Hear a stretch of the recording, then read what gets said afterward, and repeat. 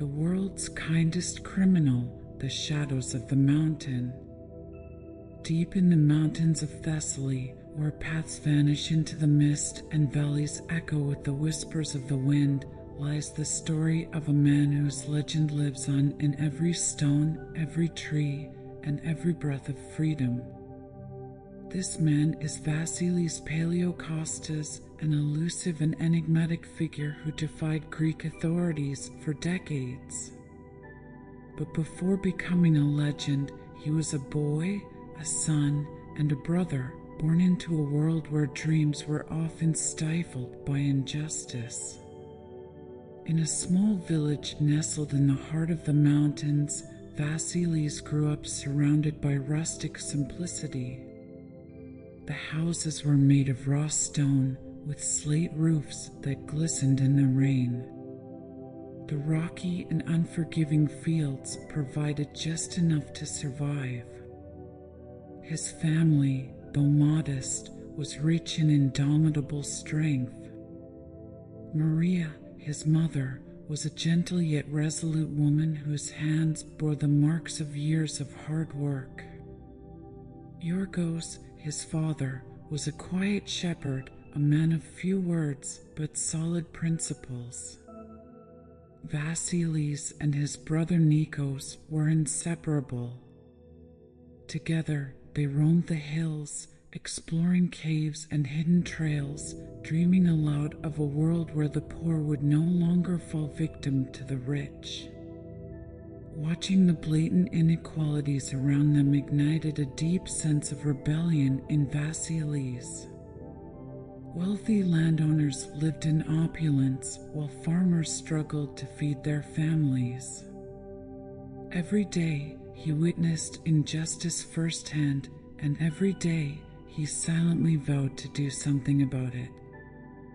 One evening, as the family gathered around the fireplace, Yorgos spoke of life's hardships and the sacrifices it demanded.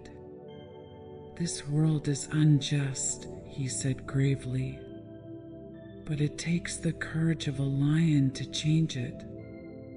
These words struck a deep chord in Vassilis, planting the seeds of a rebellion that would only grow with time.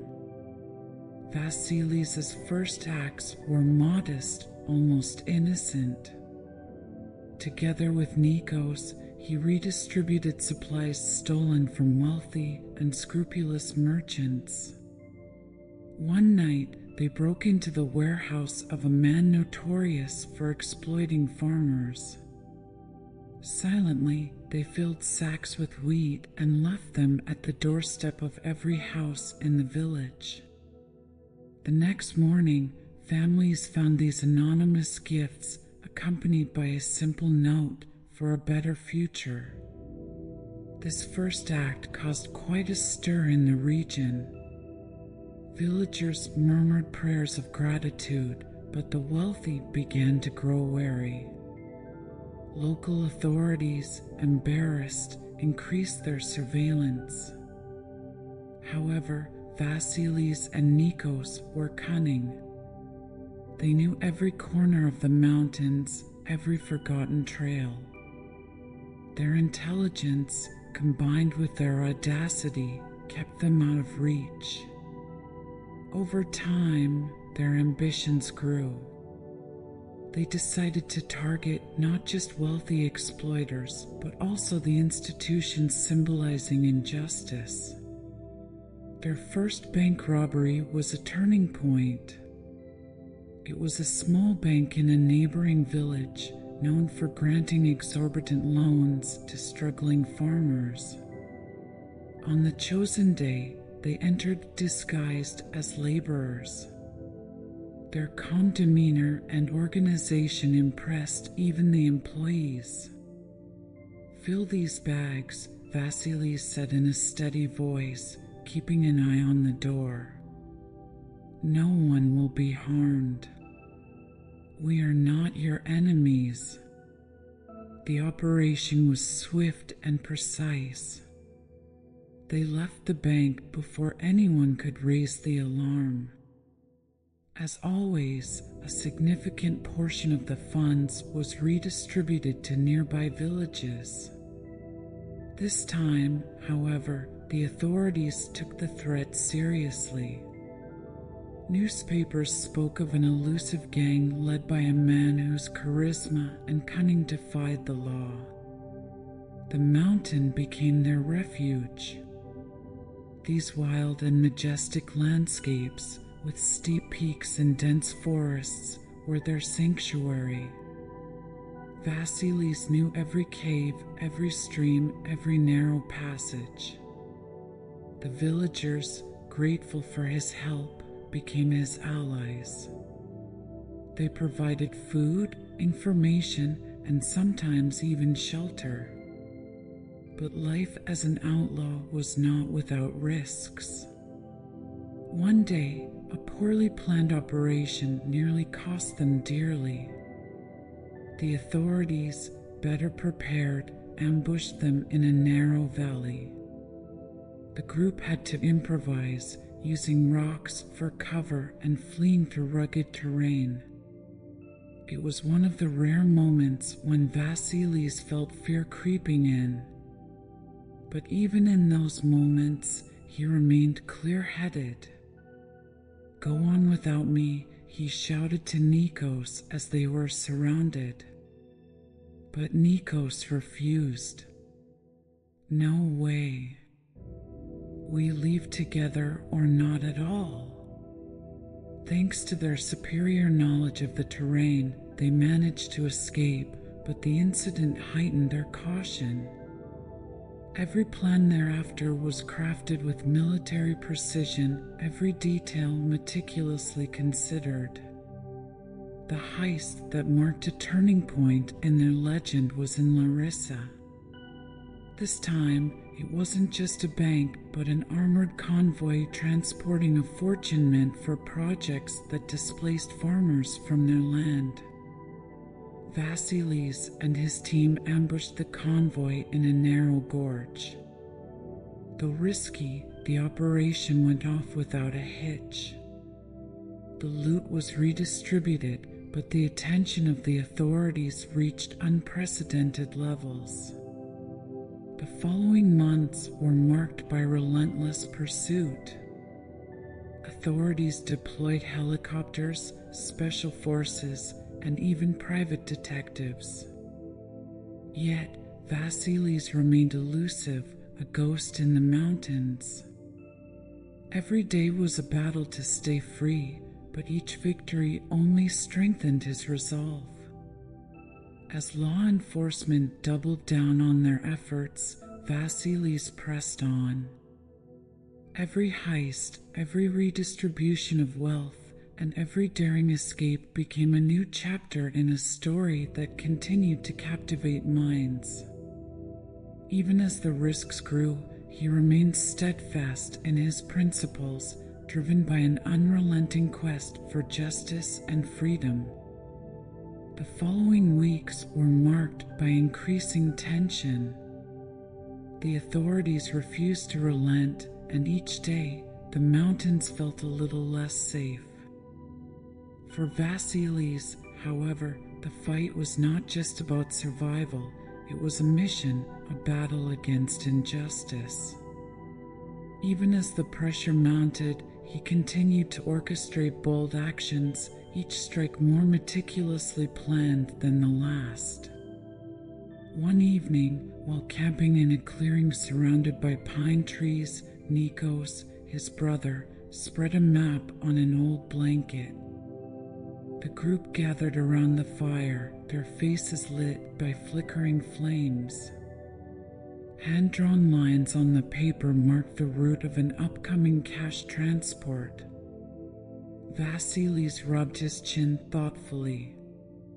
"They say these funds are meant to finance the factory expansion in the valley," Nikos began. "That means more displaced families, more lost land." Vassilis nodded. Forced evictions were one of the many symptoms of a system he despised. He looked up at his men. Then it's settled. We strike here, he said, pointing to a specific spot on the map. A narrow curve perfect for an ambush. But we'll need to move fast. They won't give us as much time as usual. The plan came together with calculated precision. The team, dressed in dark clothing, minimized their personal effects and spent the following days studying every detail of the route. The night before the operation, Vassilis sat alone by the fire, his notebook open on his lap. He jotted down notes, but his thoughts wandered far beyond the page. "What's on your mind?" Nikos asked, approaching with a steaming cup of coffee.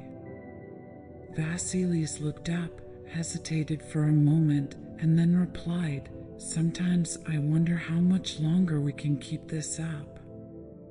Every job brings us closer to being caught." Nikos smiled, a mix of pride and defiance in his expression. "So what? As long as we're here, we do what's right.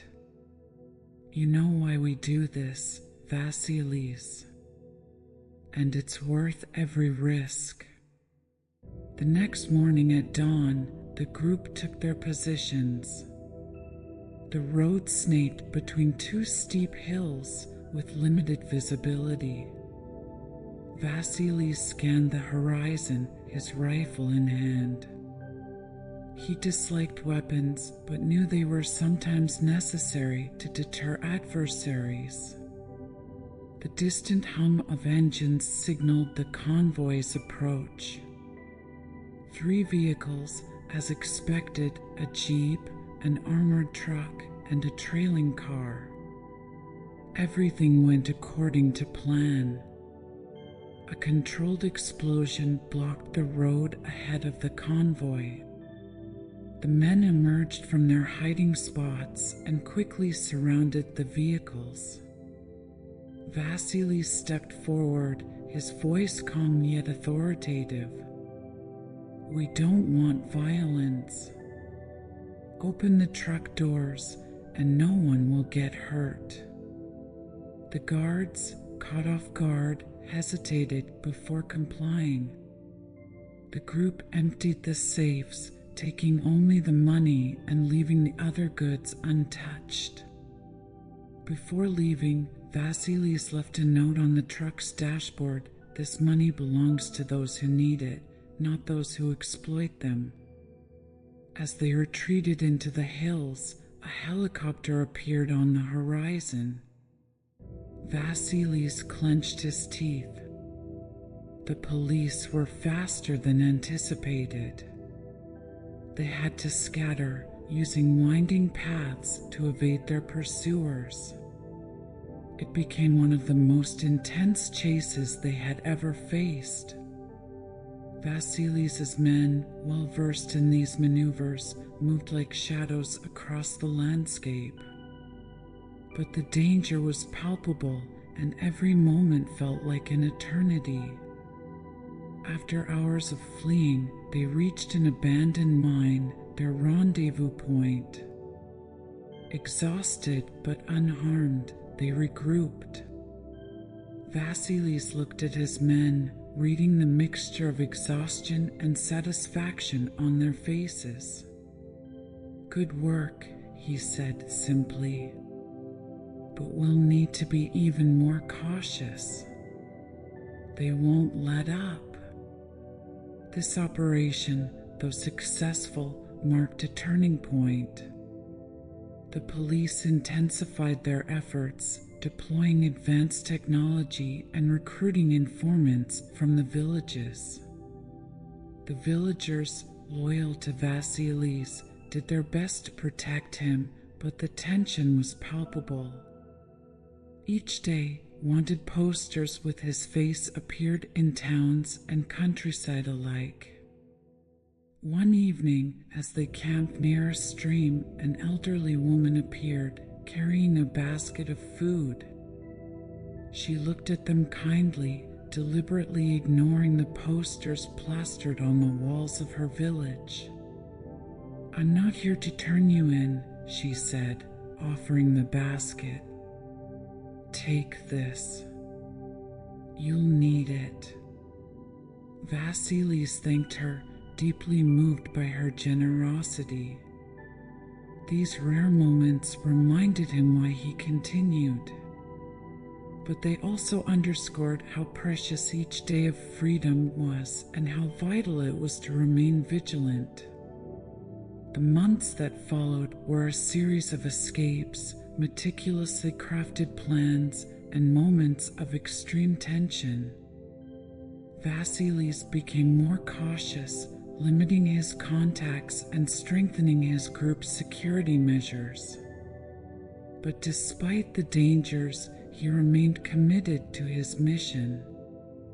Every action he undertook carried a clear message: injustice would not go unpunished.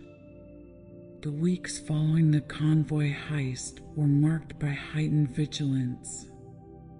The Greek authorities had deployed an even denser surveillance network across the region. Vassilis knew that the mountains, vast and intricate as they were, would not remain a safe haven forever. But he had no intention of backing down. Each day brought new ideas, new plans, and renewed determination. One evening, as the group settled in an abandoned barn on a hillside, a messenger arrived, breathless and clutching a letter. Vassilis opened it quickly. The words were simple but heavy with meaning. A farming community west of Thessaly was calling for help. Landowners were demanding impossible rents, and several families faced eviction. Vassilis' expression hardened as he read the details. Nikos, sitting beside him, took a deep breath. "Another tale of injustice," he murmured. "But things are getting more complicated. You know they're waiting for you to make a move." "Let them wait," Vassilis replied calmly. "But we won't stand idle. If we don't act, who will?" The plan was devised in a single night. This time, the target was the landowners' funds, kept in a small bank in a neighboring town. The goal wasn't just to recover the money, but to send a clear message: the oppressors would no longer be untouchable. On the day of the operation, the group moved at dawn. They blended into the crowd at the local market, dressed in simple, unremarkable clothes. At the appointed time, they gathered at the back of the bank, where a small door led to a storage area. Every detail had been studied in advance: the guards' rotation schedules, the camera blind spots, even the layout of the furniture inside. With an almost unsettling calm, Vassilis opened the door and led his team through the silent corridors. They quickly reached the main vault. Nikos set the charges needed to force it open while Vassilis kept watch. "Stay calm and focused," he murmured. "No rushing." When the vault opened, they filled their bags quickly, taking only what was needed to assist the struggling families. Vassilis made sure to leave a handwritten note inside: "This money is going back to where it should have been all along." They exited without incident, blending back into the bustling market crowd. Barely an hour later, sirens blared in the town, but it was already too late. Vassilis and his team were on their way back to the mountains, their bags filled with money and hope. The return to camp was marked by a mix of relief and exhilaration. The stolen funds were immediately redistributed, enabling the farmers to keep their lands. But, like every victory before, this one came at a cost. Once again humiliated, the authorities intensified their pursuit. Every village and corner of the mountains was searched. Helicopters circled remote areas day and night. The already ubiquitous wanted posters were replaced with versions offering even larger rewards. For Vassilis, this meant less rest, more caution, and constant adaptation. He never stayed in the same place for more than 2 nights. Caves, cabins, forests all became temporary refuges. But even in this life on the run, he found moments of serenity. At night, under a star-filled sky, he would write in his notebook, his words speaking of freedom, justice, and his unwavering faith in the goodness of the people he helped. One day, while crossing a deep valley on their way to a new hideout, a near-fatal ambush nearly changed everything. The police, tipped off by an informant, had blocked both ends of the passage. Vassilis and his men were caught in a crossfire. Bullets flew, and chaos overtook the group. Even in the midst of panic, Vassilis remained clear-headed. To the left, he shouted, pointing to an opening in the rocky wall. "Run!" They dashed toward the gap, scrambling over slippery rocks and squeezing through narrow passages. The police were close behind, but Vassilis knew these mountains better than anyone. After hours of a frantic chase, they reached a hidden cave where they could finally catch their breath. Nikos, his face covered in sweat and dust, collapsed onto the ground. "We can't keep this up forever, Vassilis," he said, his voice strained. "They're tightening the noose." Vassilis didn't respond immediately. He looked toward the cave's entrance, his gaze fixed on the horizon with quiet intensity. "Maybe," he said at last. "But as long as there are people to protect, we'll find a way. It's not about time, it's about will." The wind howled through the mountains, carrying with it a biting chill and the scent of wild herbs. Vassilis Paleokostas and his team had barely caught their breath inside the cave. The air was thick with tension, but no one dared to speak. Each member knew the police weren't far, and even the slightest noise could betray their presence. Vassilis rose slowly, brushing the dust off his pants. His movements were measured, as always, and his gaze scanned the horizon through the opening of the cave. "We need to move before dawn," he murmured. "They won't stop.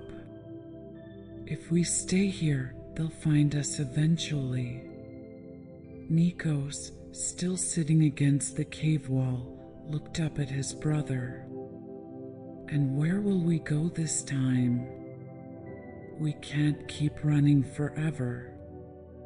Vassilis placed a hand on his shoulder, a gesture that was both reassuring and firm.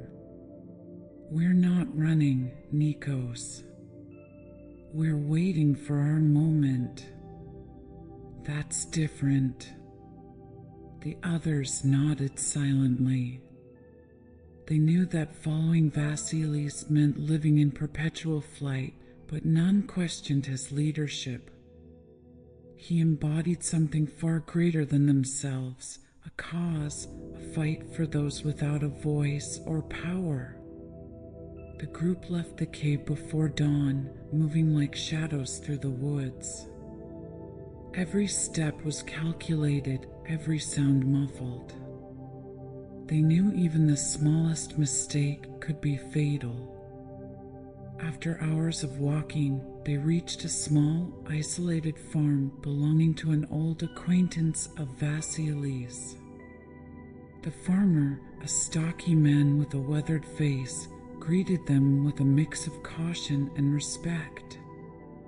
"They've been searching the area," he said, offering them water and bread. "You're not safe here." Vassilis nodded, but his mind was already elsewhere. Every temporary refuge was just a step in a larger plan. He thanked the farmer and handed him an envelope containing part of the money from their last heist. "For your family," he said simply. "If anyone asks, you haven't seen us." The farmer nodded, moved, and pointed to a path at the back of his property that led to a less patrolled mountain pass. Vassilis led his group through the passage, and soon they disappeared into the rising mist. But the pursuit was tightening. The authorities had ramped up their efforts, deploying modern technologies and special units.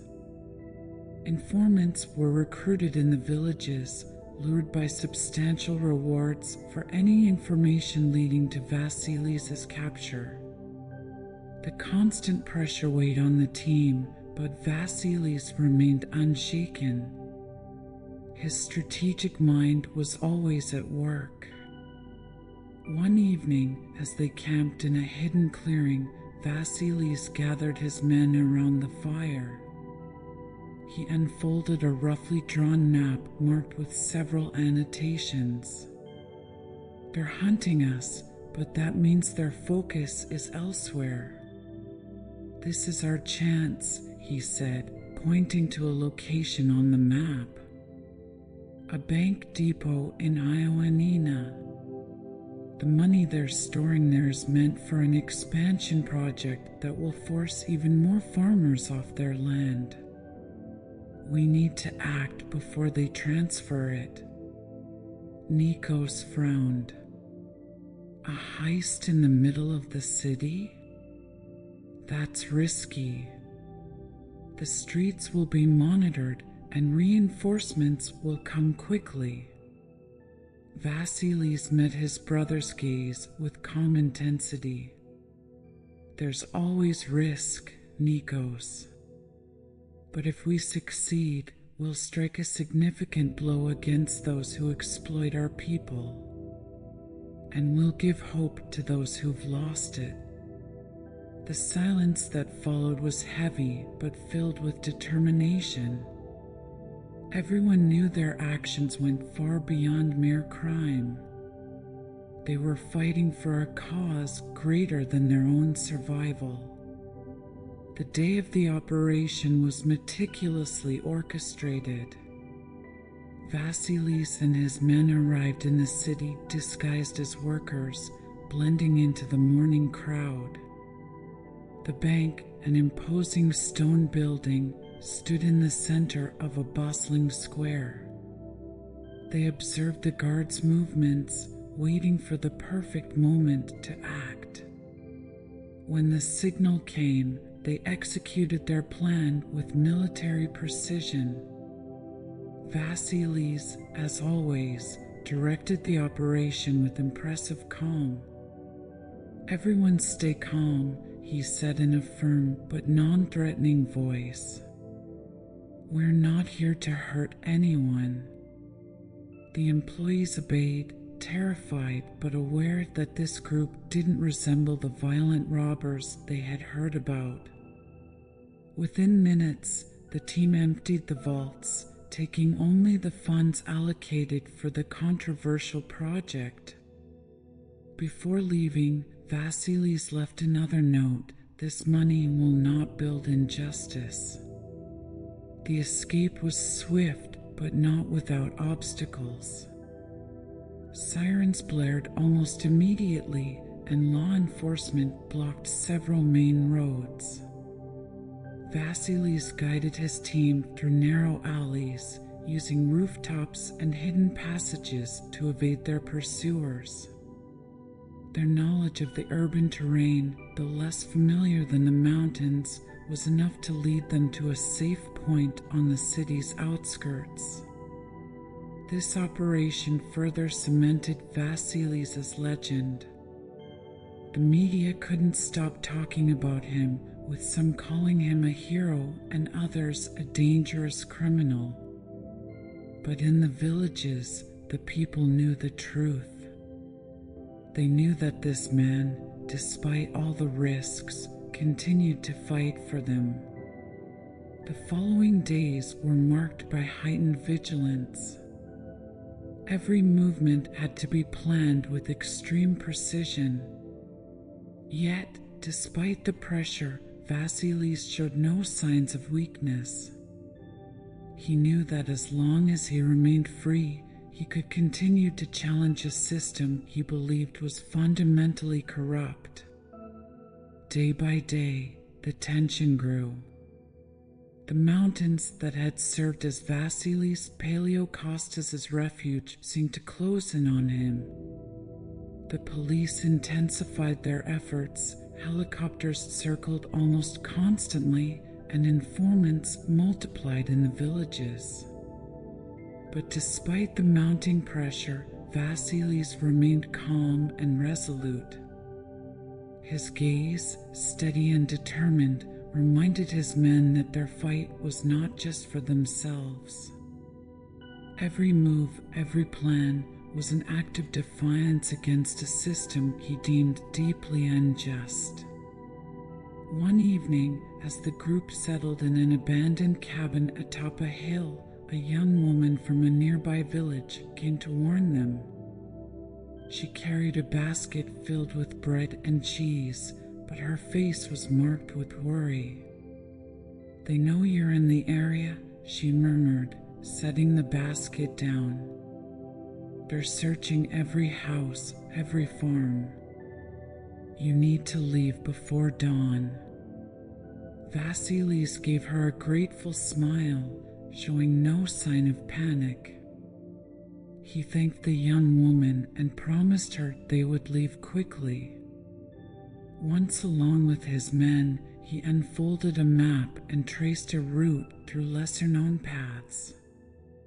"We'll head down into this valley," he said, pointing to a densely wooded area. "It's risky, but it's our best chance to avoid the patrols." Nikos, ever pragmatic, looked at his brother with slight hesitation. "And then? Where do we go after that?" "They're tightening the noose, Vassilis. We can't keep running forever." Vassilis placed a reassuring hand on his shoulder. "We'll go where we need to, Nikos. Every day we stay free is a victory. As long as we keep moving, they'll never catch us." The group left the cabin before the first light of day. The silence was total, broken only by the rustling of leaves beneath their feet. Each member knew the net was closing in, but no one spoke. Vassilis' determination was enough to guide them. They marched for hours, crossing icy rivers and climbing steep slopes. Their endurance was tested, but they knew slowing down wasn't an option. After an entire day of walking, they reached a cave hidden behind a waterfall.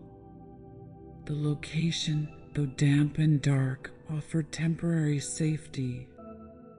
The men gathered around a makeshift fire, sharing a simple meal. Vassilis, however, stayed apart, his gaze fixed on the flames. "What are you thinking about?" Nikos asked, sitting beside him. Vassilis hesitated for a moment before replying. About what we've accomplished, and about what still needs to be done. Sometimes I wonder how much longer we can keep this up. Nikos nodded, his expression reflecting shared fatigue. We keep going because we have to. It's not about time, Vassilis. It's about choice. The next day, they received news that changed everything. A trusted contact informed them of a convoy transporting public funds intended for a project that would displace even more families from their lands. For Vassilis, it was an opportunity they couldn't pass up. But this time, the plan had to be flawless. Over the following days, they studied every detail of the route, observing patrols, calculating timings, and meticulously planning their ambush. On the chosen day, they took positions in a narrow gorge where the vehicles would be forced to slow down. The tension was palpable. Every member of the group knew failure was not an option. The sound of engines finally echoed through the rocky pass. Vassilis raised a hand, signaling his men to be ready. The first vehicle appeared, followed by an armored truck and a trailing car. At the exact moment, a controlled explosion caused part of the cliffside to collapse, blocking the road. Vassilis' men sprang from their hiding places, weapons raised. "Nobody move!" Nikos shouted. "Open the truck doors." The guards, though startled, complied. They knew Vassilis' reputation, no unnecessary violence. The group emptied the safes, taking bags of money and incriminating documents. As always, Vassilis left a note behind. This money goes back to those who need it. The escape was swift but chaotic. Alerted by the guards, the authorities were hot on their trail. A frantic chase unfolded across the hills, with helicopters circling overhead. But once again, their knowledge of the terrain gave them an edge. After hours of running, they reached an abandoned railway tunnel, their prearranged rendezvous point. Exhausted but triumphant, they finally stopped. Nikos, still buzzing with adrenaline, dropped a heavy sack on the ground. "That was way too close," he muttered. "But we did it." Vassilis, despite his fatigue, allowed himself a faint smile. "It's never easy, Nikos. But every day we keep moving is a victory. And every victory matters." The group spent the night in the tunnel, fully aware of how precarious their freedom remained. But in their hearts, they knew they were making a difference. The fight wasn't over, and as long as they stayed together, nothing could stop them. The following days became a constant dance between movement and concealment. Every step Vassilis Paleokostas and his group took through the mountains was calculated, every decision weighed, as if a single mistake could seal their fate. The success of the heist had bolstered their reputation, but also intensified the hunt. The authorities increased patrols, blocked roads, and interrogated locals, but the mountains remained a natural labyrinth where Vassilis navigated like a master. One misty morning, as the group moved through a dense forest, a scout came running back, his face pale with alarm.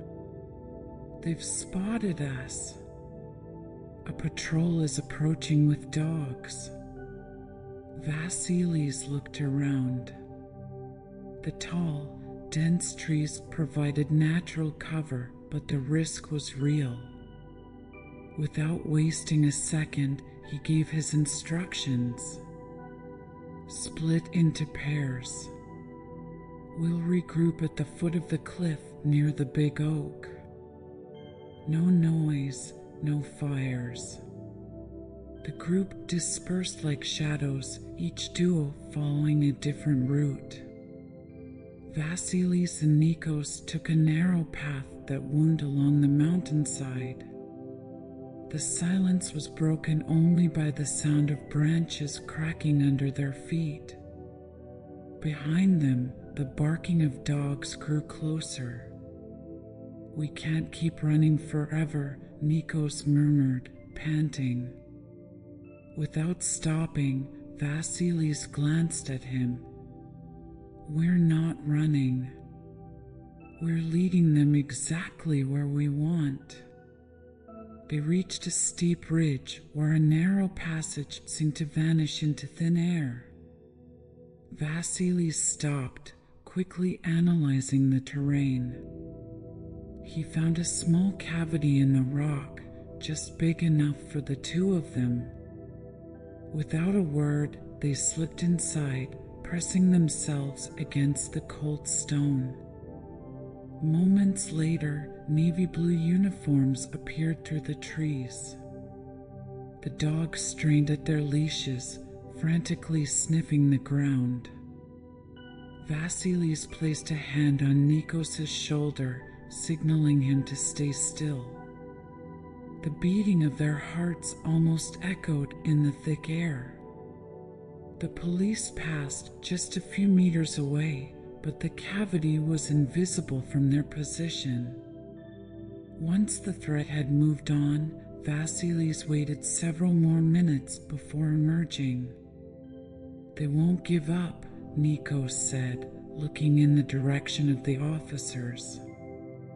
"We need to find a way to lose them for good." "That's what we're doing," Vassilis replied calmly. "But it's not the escape that matters. It's what we do with our freedom." They reunited with the rest of the group near the big oak, as planned. Faces were tense, but no one was injured. After a brief discussion, they decided to descend into the valley, where a trusted shepherd had told them about an old abandoned farm. It didn't offer ideal shelter, but it was better than staying exposed. The farm, overrun by wild grasses, was a relic of the past. The stone walls were still solid, but the roof was partially collapsed. Vassilis inspected the place, looking for weak points. There was nothing of value left, but the location could be defended if necessary. Night fell quickly, enveloping the valley in a soothing darkness. Around a discreet fire, the group shared a frugal meal. The heavy silence was finally broken by one of the men. "How much longer?" he asked. "How long before they catch us?" Sitting cross-legged, Vassilis looked the man in the eye. "They may catch us one day," he answered honestly. "But every day we gain, every action we take, is a victory for those they oppress. As long as we're free, they haven't won." These words, simple yet powerful, restored courage to the group. They knew their struggle was bigger than themselves, representing hope for thousands of people. Yet the reality remained harsh. Their freedom was precarious. A few days later, a new opportunity presented itself. A contact told them about a secret meeting between corrupt businessmen and local politicians. This meeting, scheduled at an isolated manor, was meant to seal a deal for the construction of a factory on agricultural land. Vassilis couldn't let this chance slip by. The plan he devised was audacious. They wouldn't attack directly, but would infiltrate the meeting to gather evidence and disrupt the negotiations.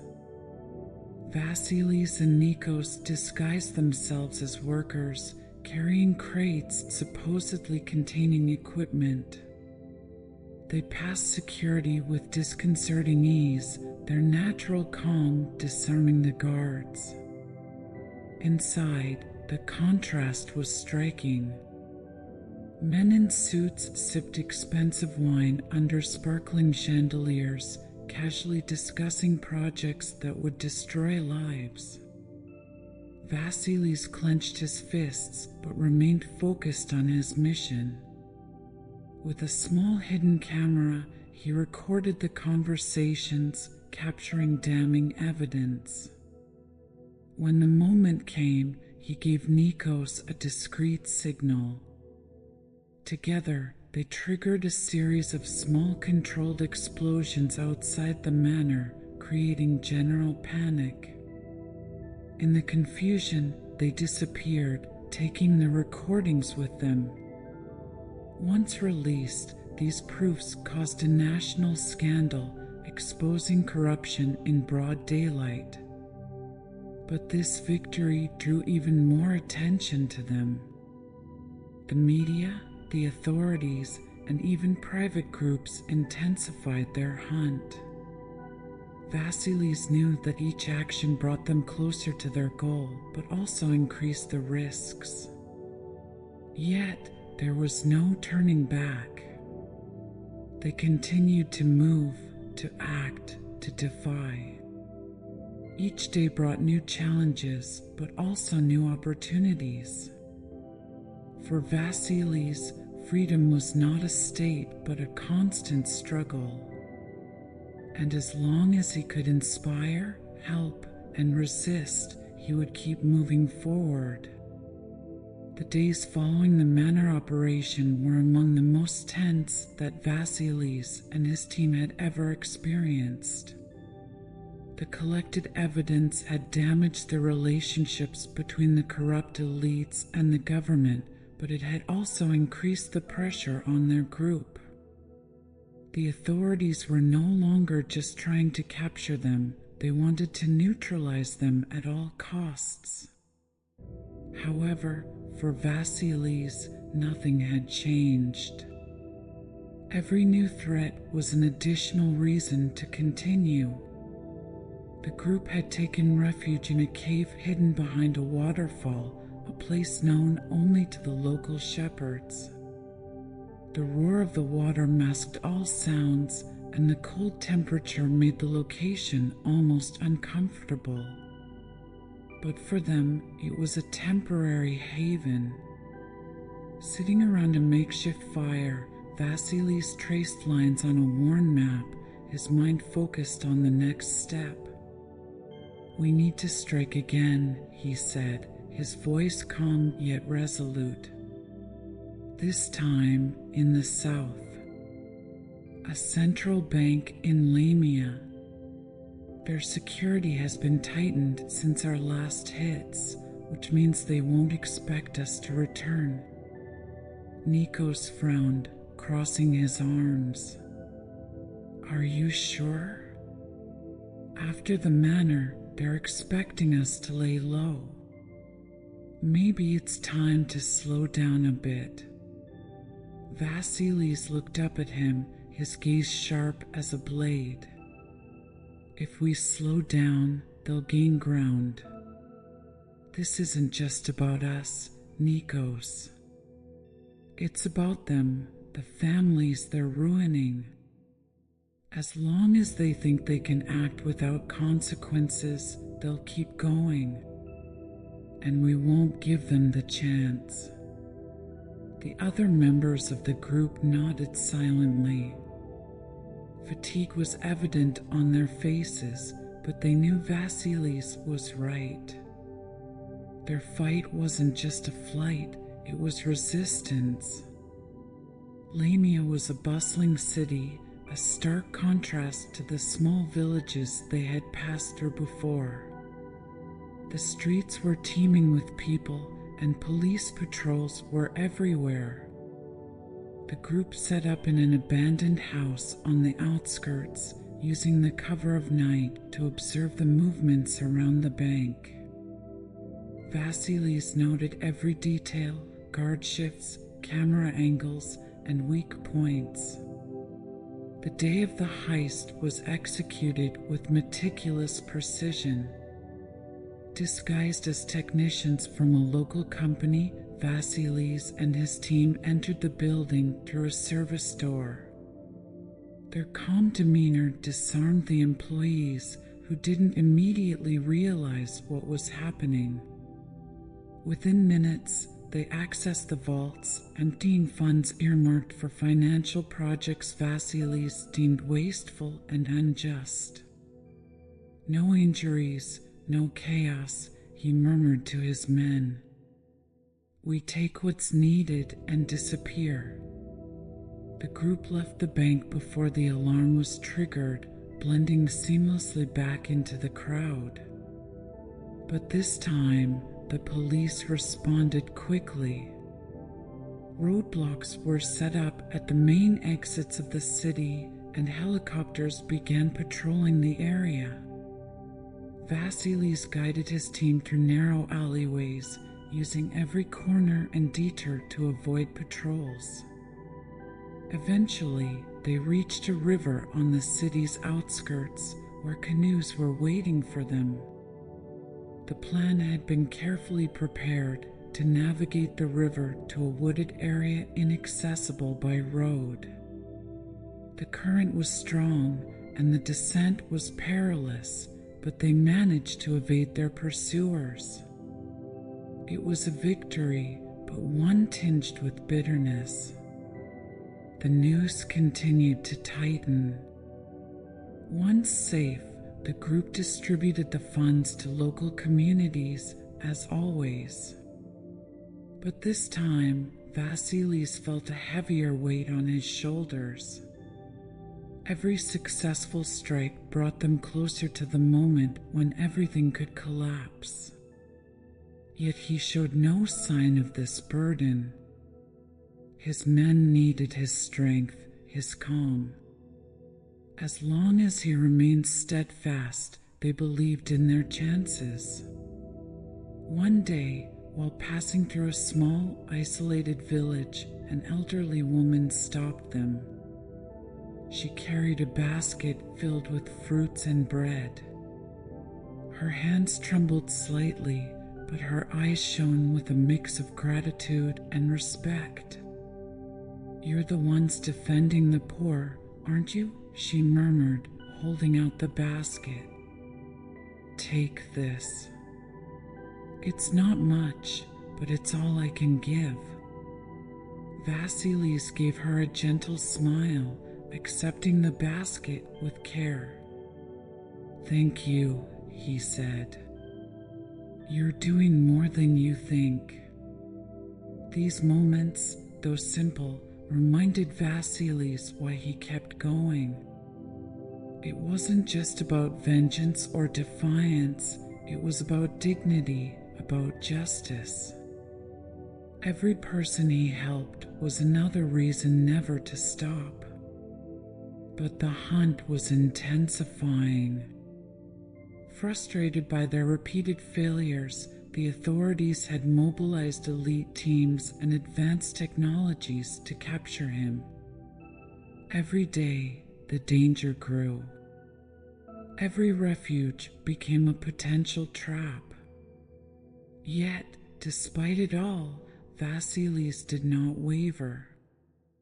Every obstacle was a new opportunity.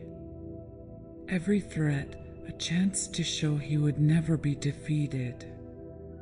The tension in the mountains was palpable. Every rustle of leaves, every crack of a branch seemed to herald a threat.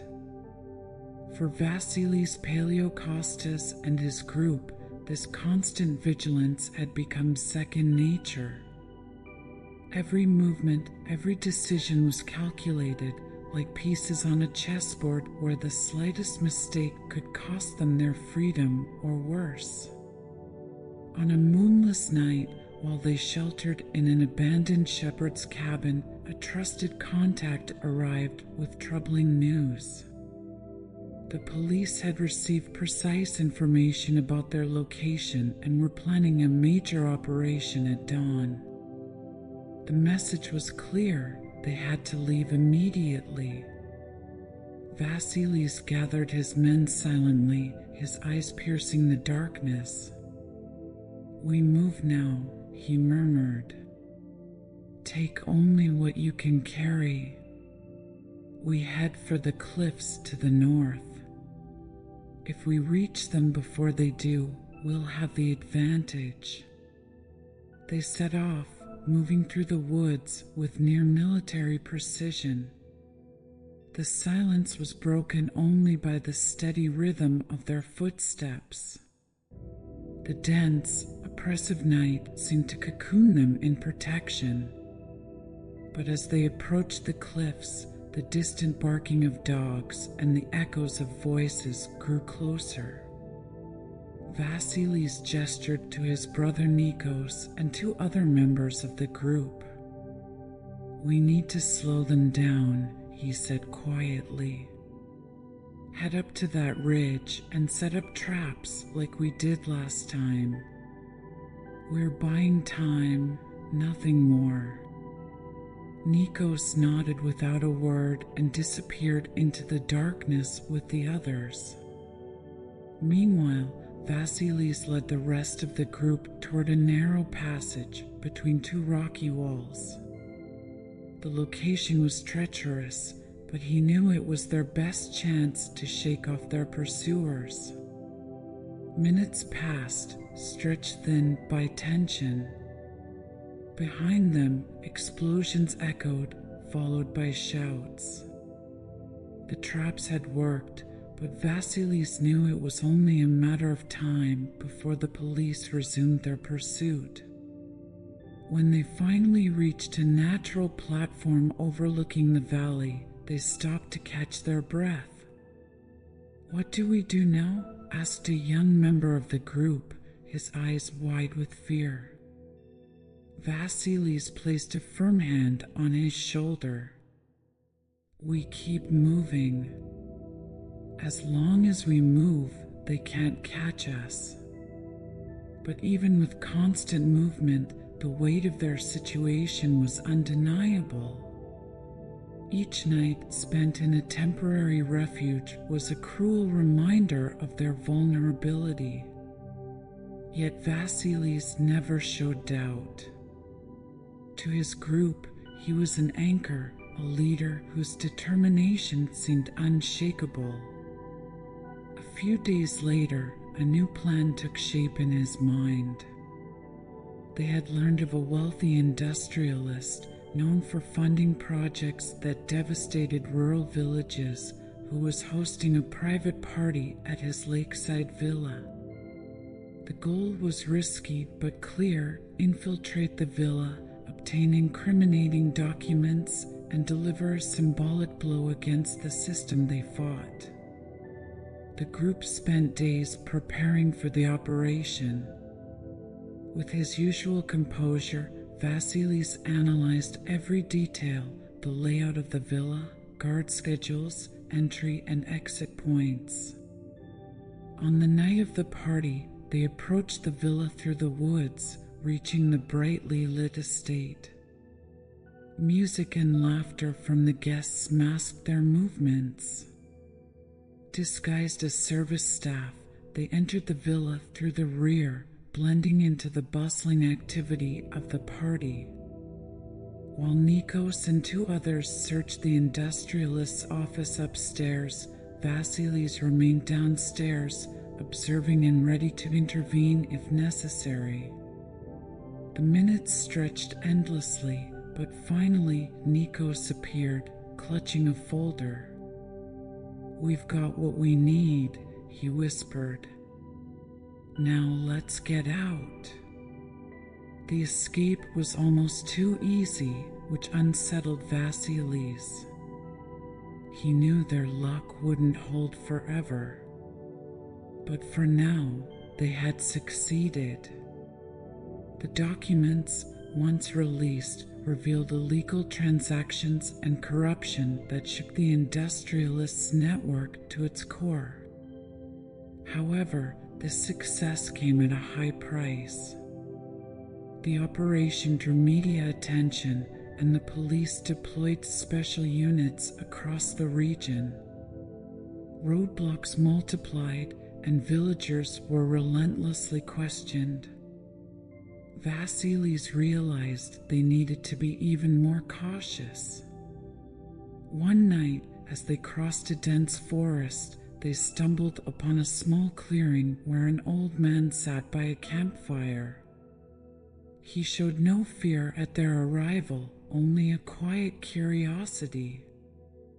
"You're the ones in the newspapers, aren't you?" he said, offering a piece of bread. "Sit down. You must be tired." Vassilis sat silently, accepting the old man's offering. The firelight cast shadows on his face, but his expression was calm. "Why do you do this?" the man asked after a moment. "Why risk your life for people you don't even know?" Vassilis paused to think, then replied, "Because if we don't, who will? Too many people suffer in silence, too many lives are destroyed by decisions made in luxurious offices.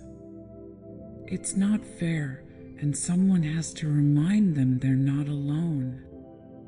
The old man nodded, an enigmatic smile on his lips. "Then keep going, but be careful. The winds can change quickly in these mountains." The group departed at dawn, carrying the old man's words as a reminder of their mission. Every step was a struggle, every day a fragile victory, but their resolve remained intact.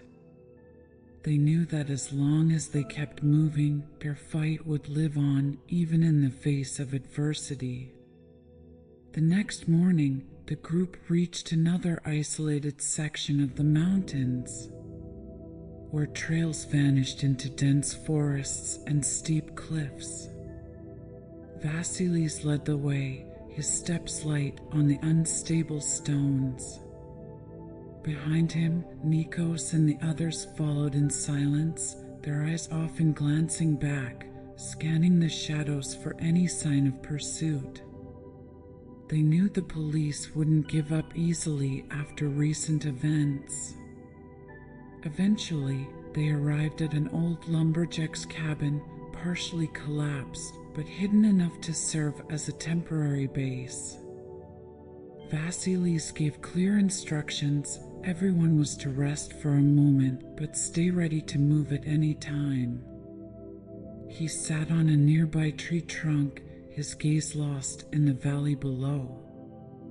Even in moments of apparent calm, his mind was at work. The dangers seemed to multiply, but each challenge only sharpened his survival instincts. Nikos approached, holding a worn map he had retrieved from their last hideout. "There's a route here," he said, pointing to a steep passage leading north. "It could take us to an old mine. We could hide there for a few days." Vassilis nodded, but his gaze remained fixed on the horizon. "It's not about finding a place to hide," he said finally. "It's about figuring out how to strike the next blow without them seeing it coming." Nikos gave a tired smile. "Always thinking about the next step, aren't you?" "If we stop, they win," Vassilis replied with unyielding calm. As they spoke, one of the scouts came running back, breathless and visibly panicked. "They're close," he said between gulps of air. "A patrol is less than 2 kilometers away. They're searching the woods." Vassilis stood immediately, his mind racing for a solution. "We move now," he said firmly. "Take only what you can carry and leave the rest. North, as Nikos suggested. We'll lose them in the mountains." The group set off again, moving quickly but silently. The paths grew steeper, demanding constant focus to avoid slipping on the wet stones. The wind howled through the peaks as if shielding their escape, but the barking of dogs behind them grew louder, closing in. They finally reached the entrance of the old mine, a gaping tunnel that plunged into darkness. Without hesitation, Vassilis led his group inside. The air was damp and foul, but the mine offered much-needed protection. They advanced slowly, lighting their way with small lamps. When they reached a larger cavity, they stopped to catch their breath. "They'll start searching here soon," Nikos murmured, inspecting the mine's walls. "Then we won't stay long," Vassilis replied. "But for now, we need to recover our strength and think." The break was brief. They barely had time to eat a bit of dry bread and drink some water before a distant noise echoed through the tunnel. The faint sound of boots reverberated enough to alert the entire group. Vassilis stood immediately, his eyes scanning the cavity. He spotted a narrow passage partially hidden behind debris. "This way," he said quietly. "The tunnel narrows, but it might lead to an exit." They moved cautiously, at times crawling through tight spaces. The air grew stifling, but no one complained. Their survival depended on it. Finally, after what felt like an eternity, they emerged through a small opening onto a rocky slope. Fresh air hit them, but there was no time for relief. Voices and barking rang out once more. "They've tracked us," one of the men said, glancing back. Vassilis took a deep breath. "Then we keep going." Higher. They climbed the slope with desperate determination, gripping rocks and branches to avoid slipping. Helicopters began circling overhead, their searchlights sweeping the area. But the mountains still offered hiding places, every fold in the terrain becoming an ally.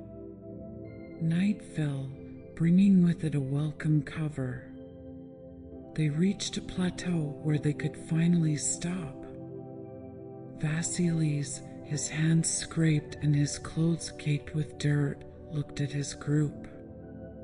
Everyone was exhausted, but they were still standing. He placed a hand on Nikos' shoulder. "We've got a long way to go," he said. "But we'll make it." Nikos nodded, a faint smile crossing his face. "As long as we stick together."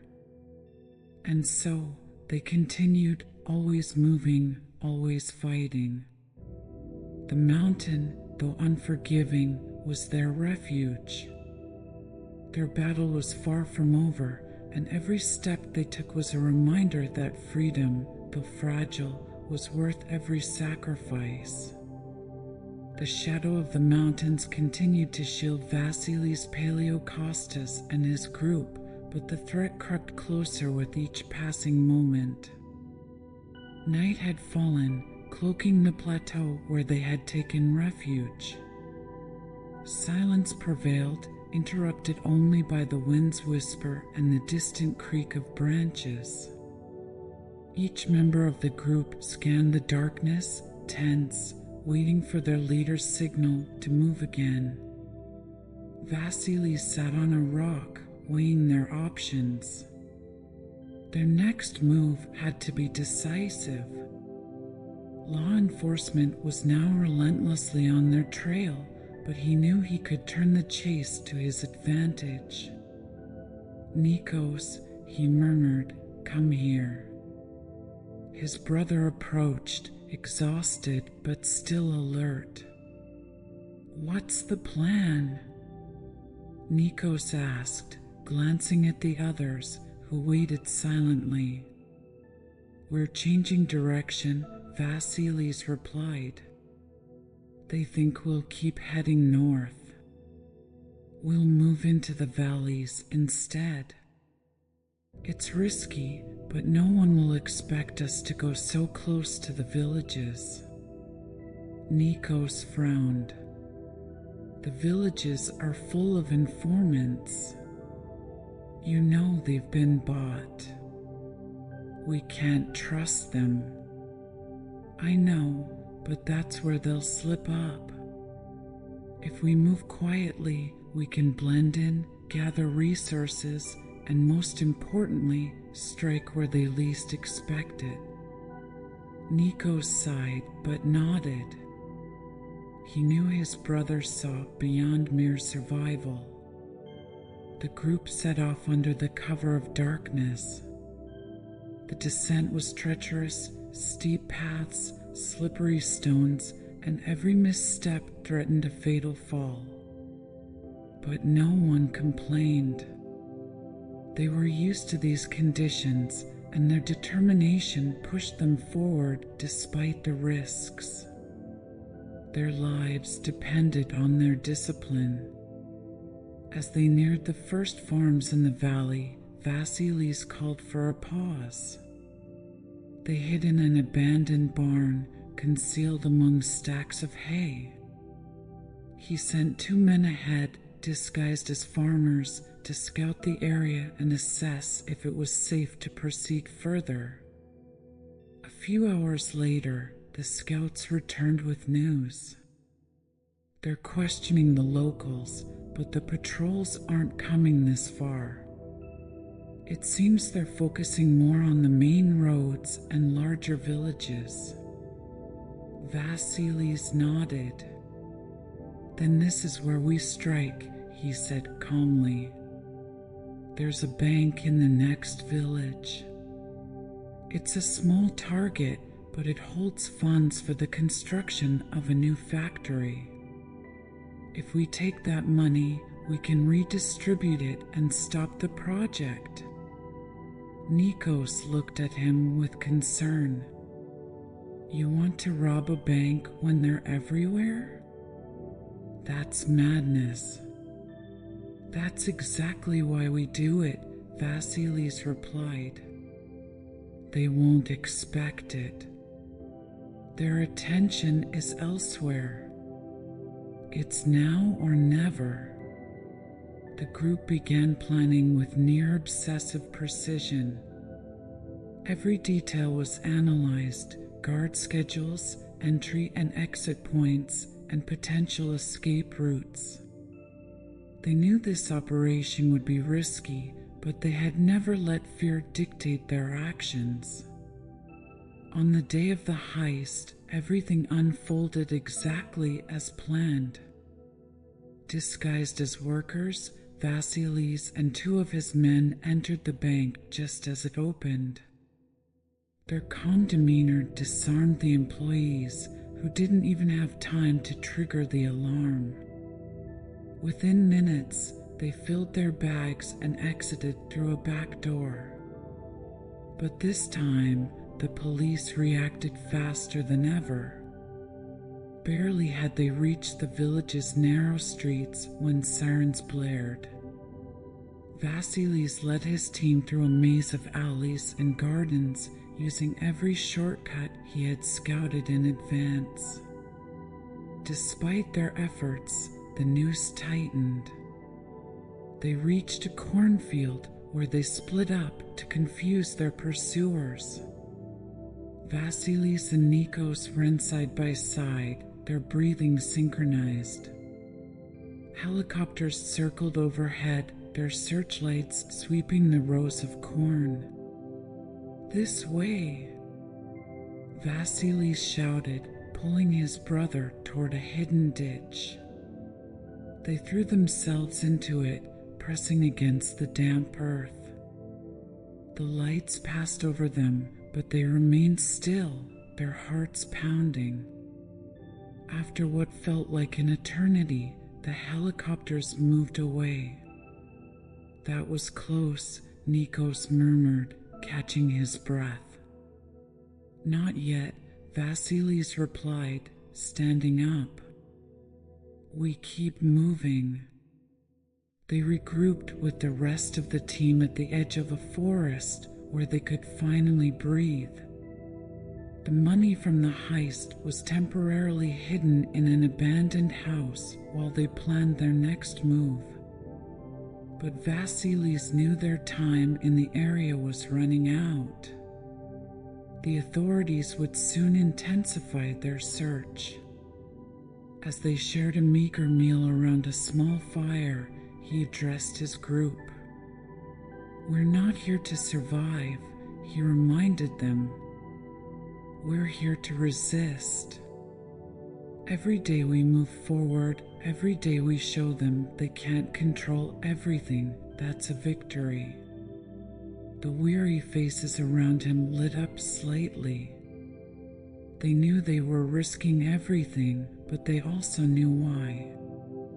And so, they moved on, always in motion, always elusive.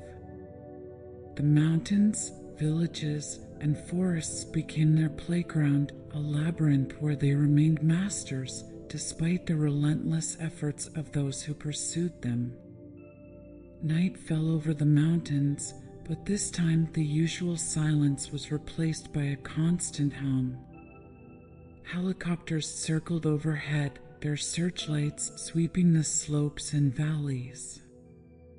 Vassilis and his group, hidden in a crevice, watched silently. The lines on their faces were etched with exhaustion, but their eyes still reflected unshakable determination. "They're throwing everything they've got at us," Nikos murmured. "It looks like they won't stop this time." Crouched near the edge, Vassilis watched the lights in the sky. His mind was already working, searching for an escape, a way to turn the situation to their advantage. "Then we won't make it easy for them," he replied calmly. "We still have a chance." The group moved quietly, using the shadows and rugged terrain to evade the patrols. Every step seemed to bring them closer to the inevitable, but Vassilis showed no sign of doubt. He led them to an old cave they had used before, a place he knew would be safe, at least for a few hours. Once inside, they sat around a tiny fire. No one spoke, but the air was heavy with tension. Finally, Nikos broke the silence. "We can't keep going like this forever, Vassilis. There are too many of them, and we have too few resources. Maybe it's time to think about another solution." Vassilis remained silent for a moment, his eyes fixed on the flames. He knew his brother was right, but he also knew surrender was not an option, not after everything they had accomplished. "We won't surrender," he said at last. "Not until they understand their power isn't absolute. We still have a chance to show them what resistance means." The next morning, a decision was made. They would strike one last time, but this time it would be purely symbolic. Their target was a warehouse owned by one of the region's wealthiest industrialists, a man whose fortune was built on exploiting farmers. That warehouse was the very symbol of everything they were fighting against. The operation was planned with meticulous precision despite their limited resources. Vassilis knew the risks were immense, but he also knew this would be their final act.